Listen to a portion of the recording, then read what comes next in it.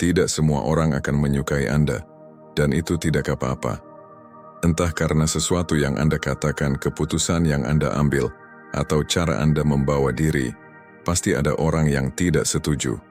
Tapi inilah intinya, ketidaksukaan orang lain tidak berarti Anda melakukan sesuatu yang salah. Bahkan, itu bisa menjadi tanda bahwa Anda memiliki pendirian, hidup dengan tujuan, dan tidak hanya mengikuti arus. Pikirkan sejenak, setiap kali Anda menyuarakan pendapat atau mengejar tujuan, Anda pasti membuat beberapa orang merasa tidak nyaman. Itu adalah bagian dari menjadi manusia. Tapi bagaimana jika saya katakan bahwa belajar menerima, bahkan merangkul ketidaksukaan, bisa menjadi kekuatan super Anda? Hari ini, kita akan membahas topik yang menyentuh kita semua. Bagaimana mendapatkan kekuatan untuk menerima ketidaksukaan orang lain, melalui sudut pandang filosofi Stoik, kebijaksanaan kuno yang relevan hingga kini. Selama beberapa menit ke depan, kita akan mengeksplorasi mengapa orang mungkin tidak menyukai kita, bagaimana hal itu memengaruhi kita, dan yang terpenting, bagaimana kita dapat menggunakan prinsip Stoik untuk mengubah tantangan ini menjadi peluang untuk tumbuh. Baik Anda menghadapi kritik di tempat kerja, hubungan yang rumit, atau hanya mencoba menjadi diri sendiri di dunia penuh penghakiman media sosial, video ini untuk Anda. Kita akan berbagi cerita dari masa lalu dan masa kini, memberikan strategi praktis yang bisa langsung diterapkan, dan semoga Anda dapat melihat ketidaksukaan dalam perspektif baru pada akhirnya. Mari kita mulai dengan mengapa orang mungkin tidak menyukai kita. Ini adalah masalah yang kompleks, tetapi memahaminya dapat membantu kita mengatasinya dengan lebih baik. Kadang-kadang, orang tidak menyukai kita hanya karena kita berbeda. Mungkin Anda memilih karir yang tidak biasa, atau gaya hidup Anda tidak sesuai dengan norma di komunitas Anda. Ingat, ketika Steve Jobs keluar dari kuliah untuk mengejar hasratnya di bidang teknologi, banyak orang, termasuk orang tuanya sendiri, tidak memahami atau menyetujui pilihannya. Tetapi keberaniannya untuk menjadi berbeda mengubah dunia.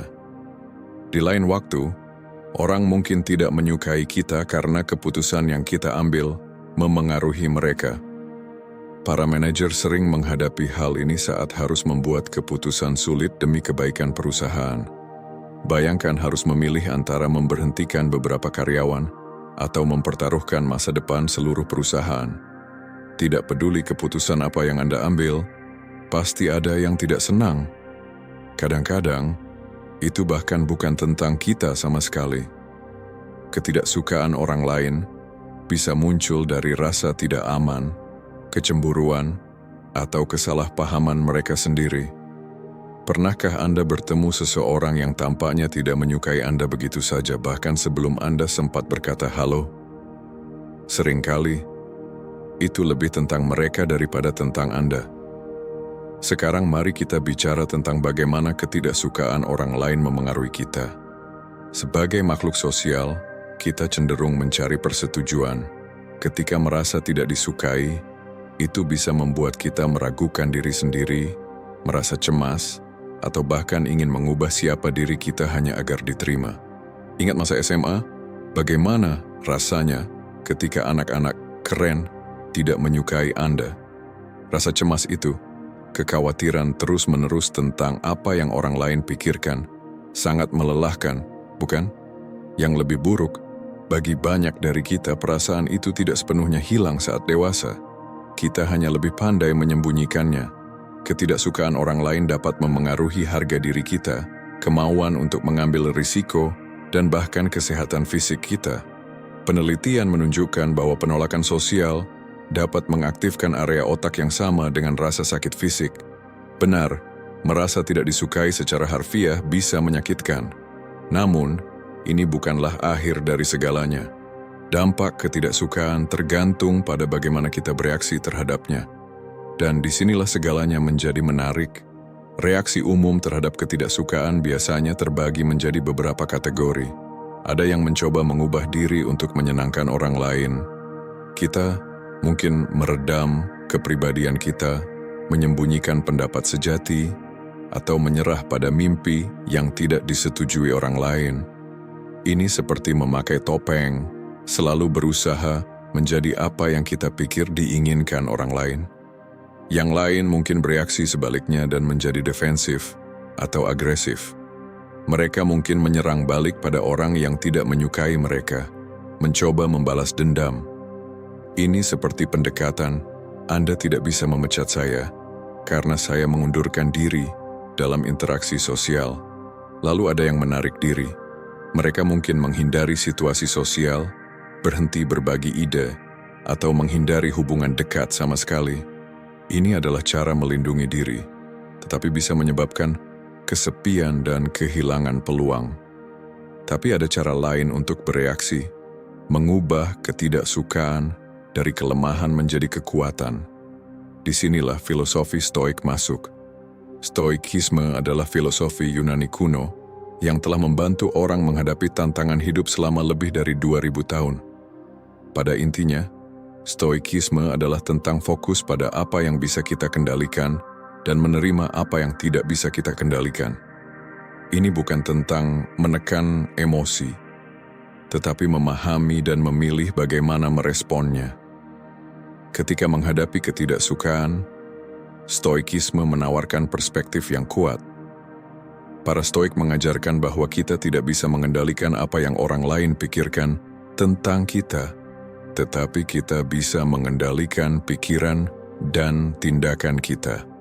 Mereka percaya bahwa kebahagiaan sejati tidak berasal dari persetujuan eksternal, melainkan dari hidup sesuai dengan nilai-nilai kita dan melakukan apa yang kita anggap benar. Bayangkan ini, bagaimana jika nilai diri Anda tidak ditentukan oleh seberapa banyak orang yang menyukai Anda, tetapi seberapa setia Anda pada prinsip Anda? Bagaimana jika kritik bukan sesuatu yang perlu ditakuti, tetapi kesempatan untuk memeriksa diri dan menjadi lebih kuat? Salah satu prinsip Stoik yang relevan dengan topik ini adalah ketidaknyamanan sukarela. Para Stoik percaya pada secara sengaja menempatkan diri dalam situasi yang tidak nyaman untuk membangun ketahanan. Dalam konteks ini, itu berarti menerima ketidaknyamanan karena tidak disukai, dengan mengetahui bahwa itu membuat Anda lebih kuat dan lebih jujur pada diri sendiri. Konsep penting lainnya adalah dikotomi kendali, yaitu membedakan antara apa yang bisa kita kendalikan, pikiran, tindakan, dan reaksi kita, dan apa yang tidak bisa kita kendalikan, pendapat orang lain, peristiwa eksternal. Dengan fokus pada apa yang bisa kita kendalikan, kita membebaskan diri dari tirani mencari persetujuan terus-menerus. Stoikisme juga menekankan pentingnya refleksi diri. Para Stoik percaya pada secara teratur memeriksa pikiran dan tindakan kita untuk memastikan kita hidup sesuai dengan nilai-nilai kita. Ketika dihadapkan dengan ketidaksukaan, pendekatan Stoik adalah berhenti sejenak dan bertanya, apakah kritik ini valid? Apakah itu selaras dengan nilai-nilai saya? Bagaimana saya bisa menggunakan ini sebagai kesempatan untuk memperbaiki diri? Mari kita lihat contoh nyata penerapan Stoikisme. Ambil kisah Marcus Aurelius, seorang kaisar Romawi yang juga merupakan filsuf Stoik terkenal. Meski menjadi salah satu orang paling berkuasa di dunia, ia menghadapi kritik dan tantangan terus-menerus. Dalam tulisan pribadinya, yang kemudian diterbitkan sebagai Meditations, Marcus sering mengingatkan dirinya untuk tidak terganggu oleh pendapat orang lain. Ia menulis, "Jika seseorang dapat menunjukkan bahwa apa yang saya pikirkan atau lakukan tidak benar, saya akan dengan senang hati berubah, karena saya mencari kebenaran yang tidak pernah merugikan siapapun." Sikap ini memungkinkan Marcus untuk memimpin dengan efektif, membuat keputusan sulit, dan tetap setia pada prinsipnya, bahkan ketika menghadapi ketidaksukaan. Ia tidak mengabaikan kritik, tetapi juga tidak membiarkan kritik itu mengendalikannya. Sebaliknya, ia menggunakannya sebagai alat untuk perbaikan diri, dan tetap fokus pada apa yang ia yakini benar. Jadi, bagaimana kita bisa menerapkan prinsip-prinsip Stoik ini dalam hidup kita? Bagaimana kita bisa mendapatkan kekuatan untuk menerima ketidaksukaan? Itu yang akan kita eksplorasi dalam bagian video ini. Kita akan melihat strategi praktis untuk mengubah cara pandang terhadap ketidaksukaan, membangun ketahanan, dan menggunakan kritik sebagai alat untuk tumbuh. Ingat, tujuan kita bukan untuk menjadi kebal terhadap perasaan tidak disukai, melainkan belajar menavigasi perasaan tersebut dengan cara yang membuat kita lebih kuat, lebih otentik, dan pada akhirnya lebih damai dengan diri sendiri. Karena pada akhirnya, pendapat paling penting tentang diri Anda adalah pendapat Anda sendiri. Sekarang mari kita mendalami kekuatan penerimaan. Mengapa menerima ketidaksukaan sangat penting? Jawabannya sederhana. Anda tidak bisa mengendalikan apa yang orang lain pikirkan tentang Anda, tetapi Anda bisa mengendalikan bagaimana Anda meresponsnya. Pikirkan, berapa banyak energi yang sudah Anda habiskan untuk mencoba membuat semua orang menyukai Anda? Berapa kali Anda memaksakan diri untuk menyenangkan semua orang? Melelahkan, bukan? Dan ironisnya, itu tidak pernah benar-benar berhasil. Selalu akan ada seseorang yang tidak setuju. Menerima ketidaksukaan membebaskan Anda dari pengejaran tanpa akhir ini. Itu memungkinkan Anda fokus pada apa yang benar-benar penting, hidup sesuai dengan nilai-nilai Anda, mengejar tujuan Anda, dan menjadi diri sendiri. Ketika Anda menerima bahwa tidak semua orang akan menyukai Anda memberi diri Anda izin untuk menjadi otentik. Tapi disinilah banyak orang salah paham. Mereka mengira menerima berarti menyetujui. Mari kita perjelas. Menerima ketidaksukaan tidak berarti Anda menyukainya atau berpikir bahwa orang lain berhak memperlakukan Anda dengan buruk. Itu hanya berarti Anda mengakui realitas situasi tanpa membiarkannya mengendalikan Anda. Bayangkan Anda sedang memberikan presentasi di tempat kerja. Anda sudah mempersiapkannya dengan matang, tetapi Anda melihat seorang kolega di barisan belakang melipat tangan, tampak tidak setuju. Setelah selesai, Anda mendengar komentar seperti, "Itu tidak akan berhasil." Menerima berarti mengakui, "Oke, orang ini tidak setuju dengan saya," dan melanjutkan presentasi Anda. Itu tidak berarti Anda harus menyukai sikapnya atau mengubah pendekatan Anda untuk mencoba memenangkan hatinya. Mari kita lihat contoh nyata dari sejarah. Cato yang muda, seorang negarawan Romawi yang terkenal dengan integritas moralnya, sering menghadapi kritik keras karena prinsip-prinsipnya yang tak tergoyahkan di masa korupsi politik. Suatu hari, saat berbicara di Senat Romawi melawan korupsi, seorang rival politik begitu marah hingga meludahi wajahnya. Dalam budaya Romawi, ini adalah salah satu penghinaan paling besar. Seluruh senat terdiam, menunggu bagaimana Cato akan bereaksi. Apa yang dilakukan Cato? Dia dengan tenang menghapus wajahnya dan melanjutkan pidatonya. Dia tidak membalas, tidak marah, dan tidak mundur dari posisinya. Dia menerima realitas apa yang terjadi tanpa membiarkan itu mengalihkan perhatiannya dari tujuannya. Reaksi Cato menunjukkan kekuatan menerima ketidaksukaan. Dia tidak membiarkan tindakan lawannya mengendalikannya atau mengganggunya dari apa yang menurutnya penting. Dia menjaga martabat dan fokusnya. Sekarang, mari kita bahas bagaimana kita dapat melihat ketidaksukaan sebagai alat untuk tumbuh. Mungkin terdengar berlawanan dengan intuisi, tetapi kritik bisa menjadi salah satu pendorong terbaik untuk perbaikan diri. Jika didekati dengan pola pikir yang tepat. Pikirkan saat seseorang mengkritik Anda. Rasanya menyakitkan, bukan? Tetapi, setelah rasa sakit awal itu berlalu, pernahkah Anda menemukan diri Anda berpikir, mungkin mereka ada benarnya? Itulah awal dari menggunakan ketidaksukaan sebagai alat untuk pertumbuhan. Kritik memaksa kita untuk memeriksa diri sendiri, menantang asumsi-asumsi kita, dan mendorong kita keluar dari zona nyaman. Ketika seseorang tidak menyukai sesuatu tentang kita atau pekerjaan kita, itu adalah kesempatan untuk bertanya pada diri sendiri. Apakah ada kebenaran dalam kritik ini? Apakah ada sesuatu yang bisa saya tingkatkan? Namun, ada satu catatan penting. Tidak semua kritik diciptakan sama. Memilah kritik yang berharga sangatlah penting. Tanyakan pada diri sendiri, apakah kritik ini spesifik? Apakah itu dapat ditindaklanjuti? Apakah itu datang dari seseorang yang pendapatnya saya hormati? Atau setidaknya seseorang yang memiliki pengalaman relevan? Jika jawabannya ya untuk pertanyaan-pertanyaan ini, Anda mungkin telah menemukan peluang emas untuk tumbuh.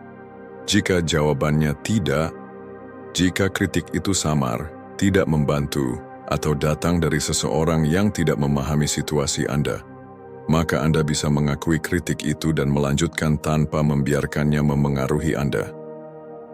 Mari kita lihat contoh modern dari seseorang yang menggunakan ketidaksukaan sebagai alat untuk tumbuh. Elon Musk. Di masa awal Tesla dan SpaceX, kedua perusahaan menghadapi kritik dan skeptisisme yang luar biasa. Banyak orang tidak menyukai gaya Musk yang blak-blakan dan menganggap idenya tidak realistis. Alih-alih terpuruk, Musk menggunakan kritik itu untuk mendorong dirinya lebih jauh. Dia mendengarkan kritik teknis yang valid dan menggunakannya untuk meningkatkan produknya. Ketika orang mengatakan mobil listrik tidak bisa menarik atau praktis, dia bekerja lebih keras untuk membuktikan sebaliknya. Ketika mereka mengatakan roket yang dapat digunakan kembali adalah hal yang mustahil, dia dan timnya terus berinovasi hingga mereka berhasil. Musk tidak membiarkan ketidaksukaan menghentikannya. Sebaliknya, dia melihatnya sebagai tantangan untuk diatasi, masalah untuk diselesaikan, dan dalam prosesnya, dia merevolusi dua industri. Sekarang, saya tidak mengatakan Anda perlu merevolusi sebuah industri untuk menggunakan ketidaksukaan sebagai alat pertumbuhan. Tetapi Anda bisa menerapkan prinsip yang sama dalam hidup Anda.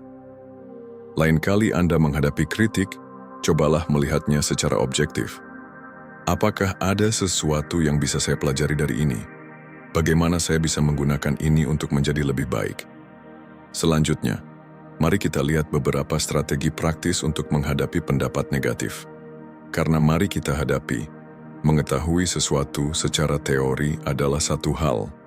Menerapkannya saat Anda berhadapan langsung dengan ketidaksukaan adalah hal lain.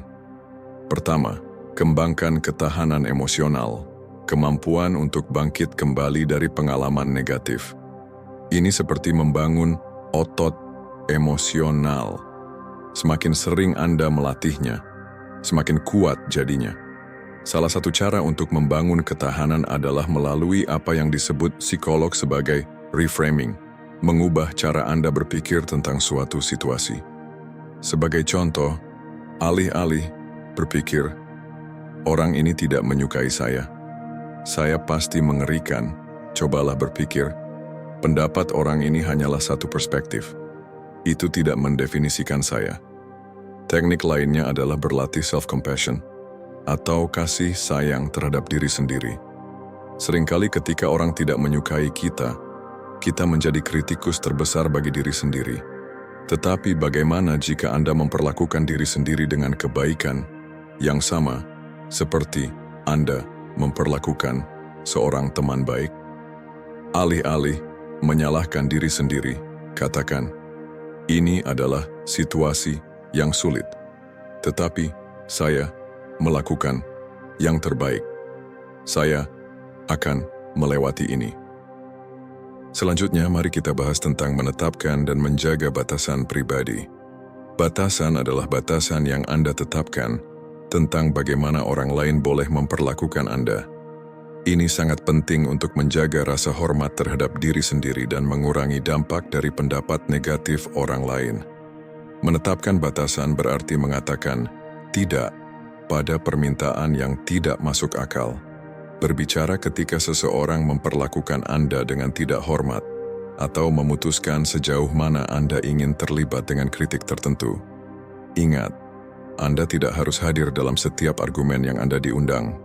Misalnya, jika ada rekan kerja yang terus-menerus mengkritik pekerjaan Anda dengan cara yang tidak konstruktif, batasannya bisa berupa berkata, saya terbuka untuk menerima masukan yang spesifik dan dapat ditindaklanjuti, tetapi komentar negatif secara umum tidak membantu.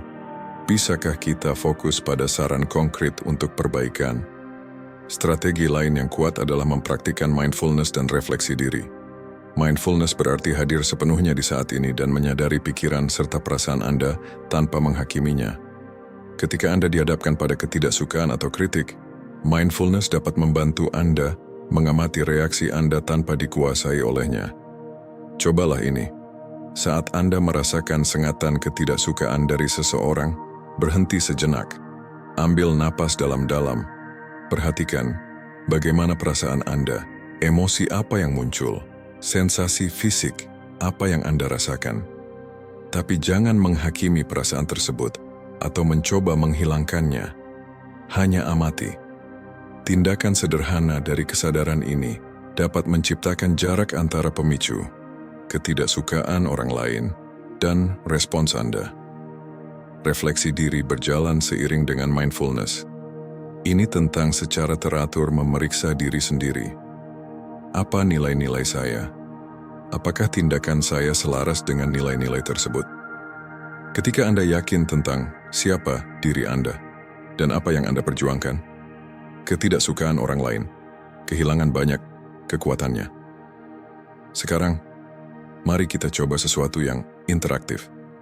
Pikirkan tentang situasi baru-baru ini, di mana Anda merasa tidak disukai atau dikritik. Sudah? Oke, sekarang mari kita bekerja melaluinya bersama. Pertama, perhatikan bagaimana perasaan Anda ketika memikirkan situasi ini. Di mana Anda merasakan ketegangan di tubuh Anda? Emosi apa yang muncul? Amati perasaan itu tanpa mencoba mengubahnya. Sekarang, ubah cara pandang Anda terhadap situasi tersebut.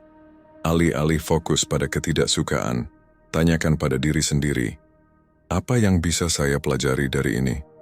Apakah ada kebenaran dalam kritik ini yang bisa saya gunakan untuk tumbuh? Jika tidak ada, anggap ini sebagai kesempatan untuk berlatih tetap teguh dalam nilai-nilai Anda.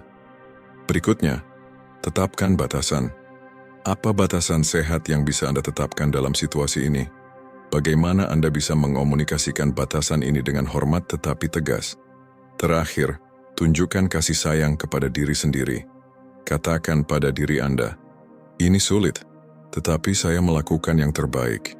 Saya belajar dan tumbuh dari pengalaman ini. Bagaimana perasaan Anda sekarang? Sedikit berbeda, bukan? Inilah kekuatan dari strategi ini. Strategi ini tidak membuat ketidaksukaan lenyap begitu saja, tetapi mengubah cara Anda menghadapinya. Strategi ini memberikan kendali kembali pada Anda. Ingat, menghadapi pendapat negatif adalah keterampilan. Seperti keterampilan lainnya, butuh latihan. Anda tidak akan langsung sempurna. Dan itu tidak apa-apa. Tujuannya bukan untuk tidak pernah merasa sakit karena ketidaksukaan atau kritik, tetapi untuk membangun ketahanan, belajar dari pengalaman tersebut, dan tetap setia pada diri Anda sendiri, terlepas dari ketidaksukaan orang lain. Ketika kita melangkah lebih jauh, kita akan mengeksplorasi bagaimana menerapkan strategi ini dalam situasi kehidupan nyata, dari konflik di tempat kerja hingga interaksi di media sosial. Kita juga akan melihat manfaat jangka panjang dari merangkul ketidaksukaan, karena inilah kebenarannya. Belajar menerima ketidaksukaan bukan hanya tentang bertahan dari perasaan negatif. Ini tentang membebaskan diri Anda untuk hidup lebih otentik, lebih percaya diri, dan lebih penuh tujuan. Hal terbaik masih menunggu di depan. Sekarang kita telah menjelajahi dasar-dasar penerimaan dan beberapa strategi praktis. Mari kita lihat bagaimana gagasan ini diterapkan dalam situasi nyata. Ada 3 area umum di mana kita sering menghadapi ketidaksukaan atau penolakan. Di tempat kerja, dalam hubungan pribadi, dan di media sosial. Mari kita mulai dari tempat kerja. Bayangkan Anda sedang dalam rapat tim, mempresentasikan ide baru yang Anda rasa sangat bagus. Saat Anda berbicara, Anda melihat kolega Anda, John, di barisan belakang melipat tangan dan terlihat skeptis. Setelah rapat selesai, dia mendekati Anda dan berkata, "Ide itu tidak akan berhasil. Anda hanya membuang waktu semua orang." Rasanya menyakitkan, bukan? Tapi mari kita gunakan pendekatan yang telah kita pelajari. Terima realitasnya. John tidak menyukai ide Anda, dan itu tidak apa-apa. Itu tidak berarti ide Anda buruk, atau bahwa Anda tidak kompeten. Cari umpan balik yang berharga. Tanyakan pada diri Anda, apakah ada kekhawatiran spesifik yang disampaikan John yang bisa saya pertimbangkan? Jika ada, Anda bisa menggunakannya untuk memperbaiki ide Anda. Jika tidak, itu juga tidak masalah. Tetapkan batasan. Anda bisa berkata, John, saya menghargai Anda, membagikan pandangan Anda. Di masa depan, akan lebih membantu jika Anda memberikan umpan balik spesifik selama rapat sehingga kita bisa mendiskusikannya bersama sebagai tim. Refleksi diri. Apakah Anda masih percaya pada ide Anda? Apakah ide tersebut selaras dengan nilai-nilai dan tujuan Anda? Jika ya, jangan biarkan ketidaksukaan satu orang menghalangi Anda. Gunakan ini sebagai motivasi untuk menyempurnakan proposal Anda. Sekarang, pindah ke hubungan pribadi. Bayangkan Anda memutuskan untuk mengejar karir di bidang seni, tetapi orang tua Anda sangat tidak setuju. Mereka ingin Anda menjadi dokter atau pengacara. Situasi ini jauh lebih sulit karena melibatkan orang-orang yang Anda pedulikan. Mulailah dengan menerima ketidaksukaan mereka. Akui bahwa mereka mungkin tidak setuju dengan keputusan Anda, tetapi jangan biarkan itu mendefinisikan pilihan Anda. Identifikasi masalah yang mendasarinya. Apakah mereka khawatir tentang stabilitas keuangan atau keamanan pekerjaan Anda? Jika ya, tangani kekhawatiran ini secara langsung. Anda bisa berkata, saya tahu Anda khawatir tentang masa depan saya. Saya telah meneliti jalur karier ini dan memiliki rencana untuk menciptakan pendapatan yang stabil. Tetapkan batasan. Katakan dengan tegas namun hormat, saya menghargai pendapat Anda, tetapi saya membutuhkan Anda untuk menghormati pilihan saya. Bisakah kita sepakat untuk tidak membahas ini saat makan malam keluarga? Refleksi diri. Ingatkan diri Anda bahwa mencintai seseorang tidak berarti Anda harus selalu setuju dengan mereka. Anda masih bisa menjaga hubungan baik sambil tetap mengikuti jalur yang Anda yakini. Terakhir, mari kita bahas media sosial. Bayangkan Anda memposting foto diri Anda di sebuah acara politik dan tiba-tiba notifikasi Anda dibanjiri komentar negatif dari orang-orang yang tidak setuju dengan pandangan Anda. Bernapaslah dan terima realitasnya.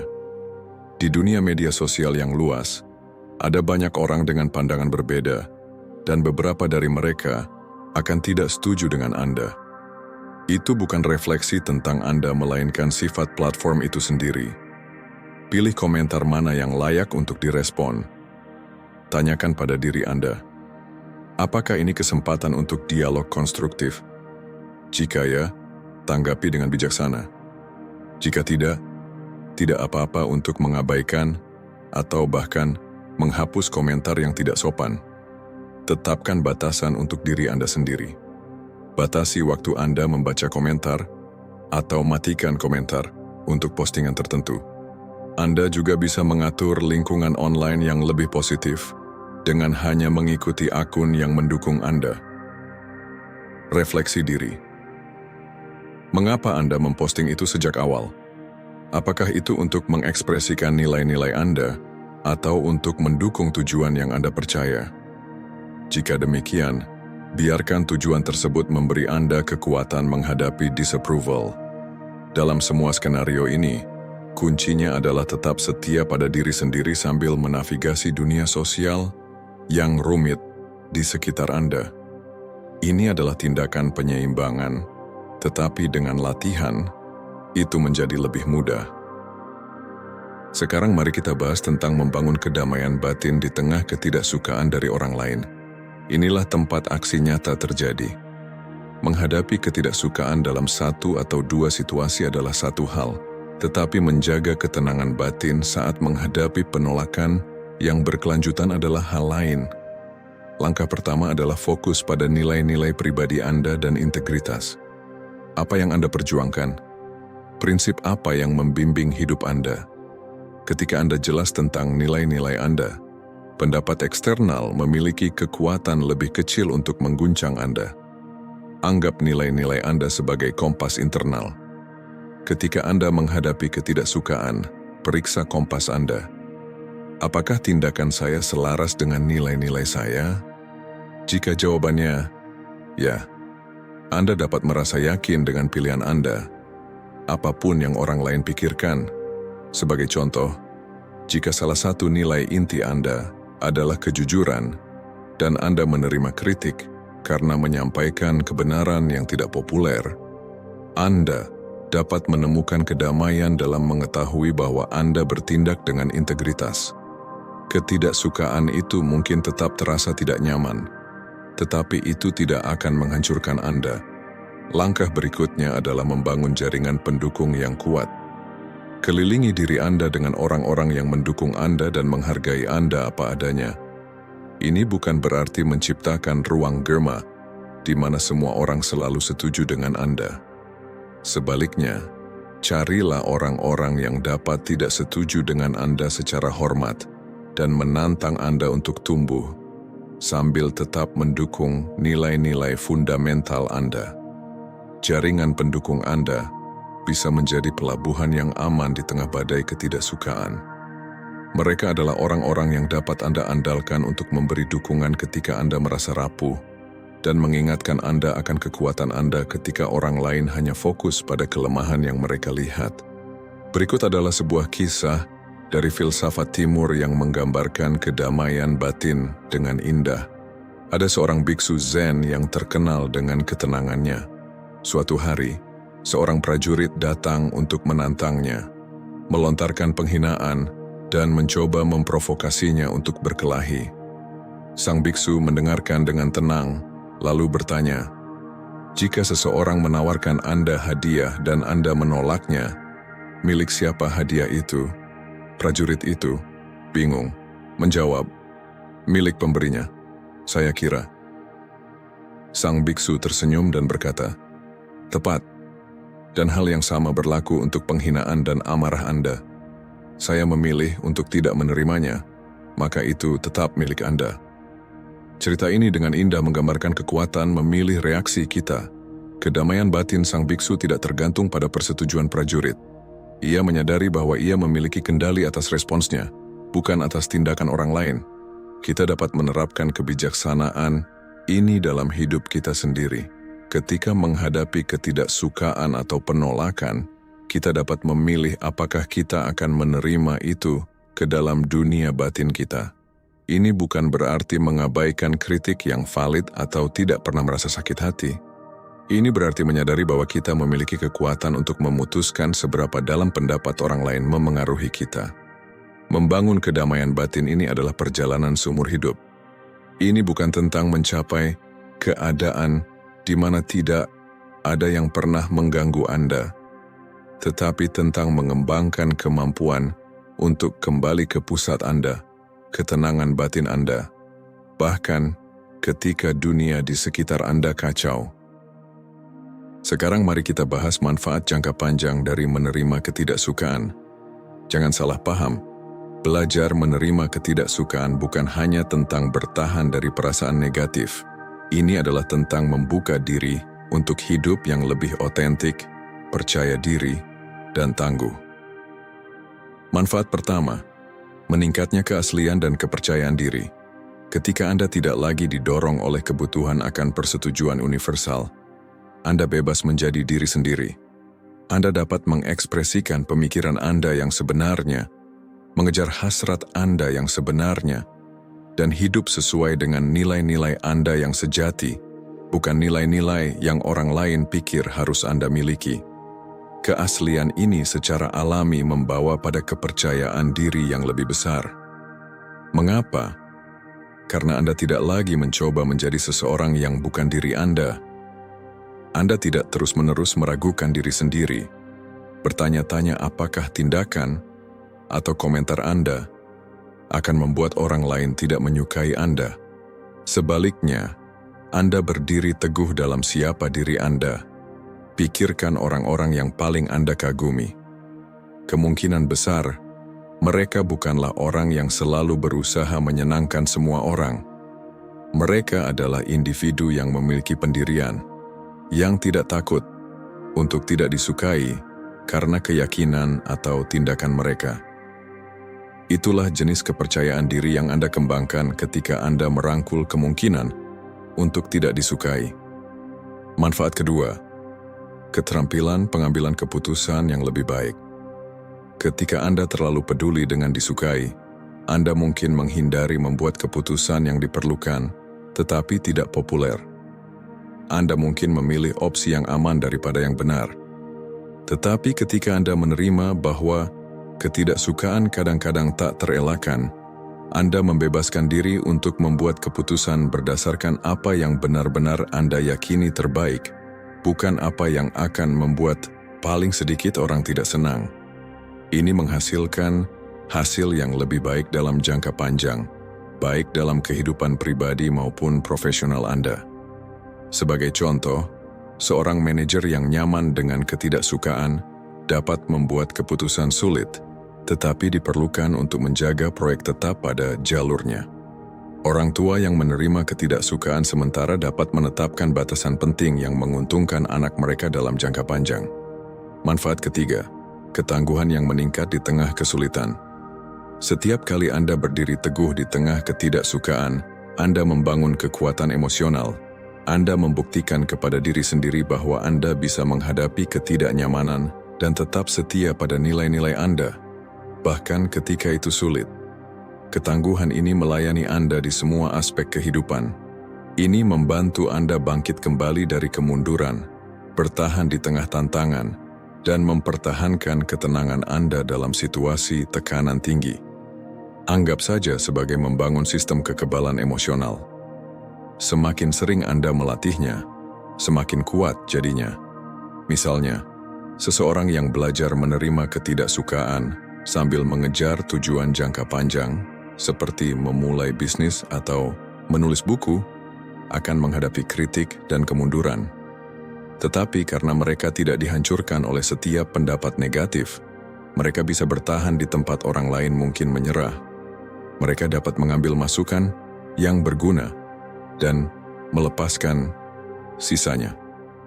Pada intinya, menerima ketidaksukaan tidak hanya mengubah cara Anda menghadapi penolakan. Ini mengubah siapa Anda.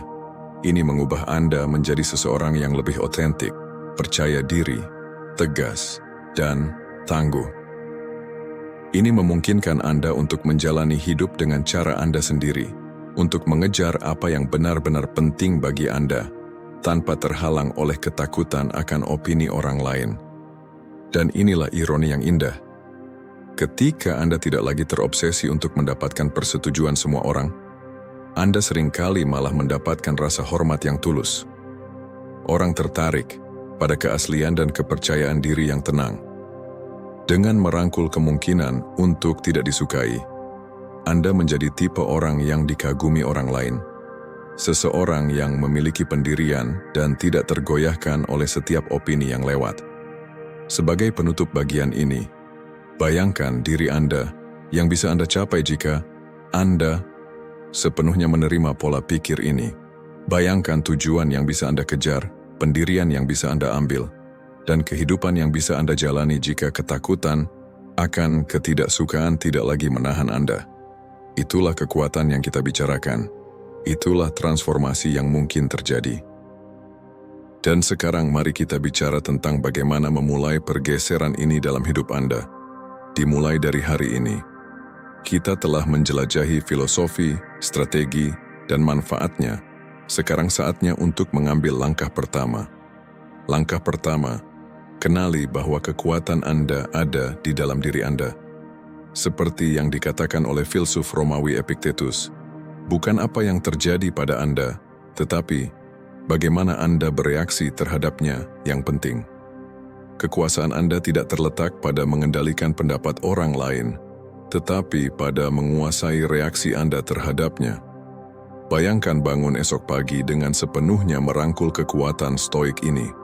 Anda melangkah ke dunia tanpa dibelenggu oleh rasa takut akan ketidaksukaan. Anda menyampaikan pendapat Anda, mengejar tujuan Anda, dan berdiri teguh pada nilai-nilai Anda. Ya, mungkin tidak semua orang menyukai itu, tapi tidak apa-apa.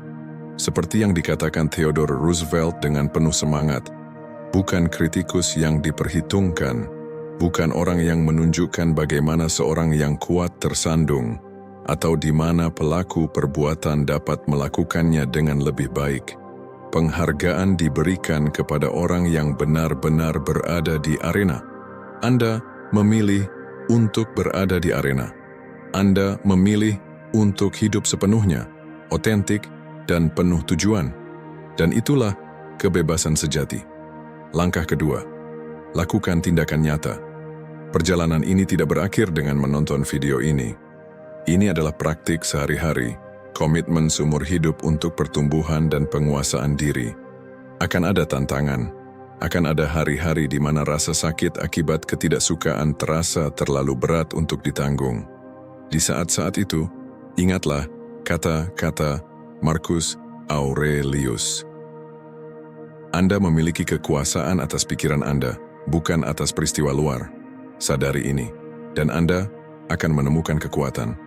Kekuatan itu sudah ada dalam diri Anda sekarang. Anda hanya perlu mengembangkannya, dan Anda tidak harus melakukannya sendirian. Itulah mengapa kita di sini, sebagai komunitas Stoik. Kita bersama-sama dalam perjalanan ini, saling mendukung, belajar satu sama lain, dan tumbuh bersama.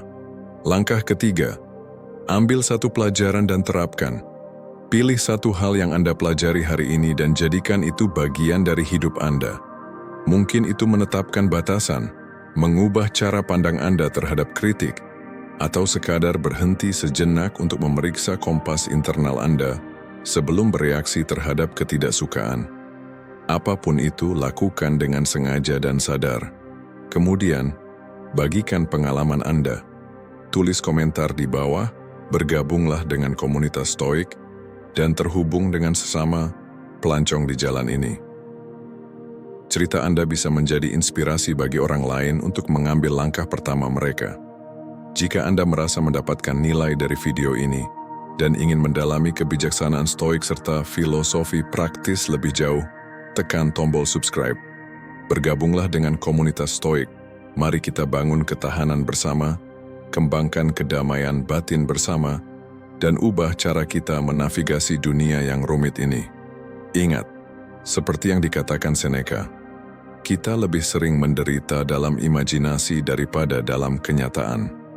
Lepaskan beban imajiner persetujuan universal.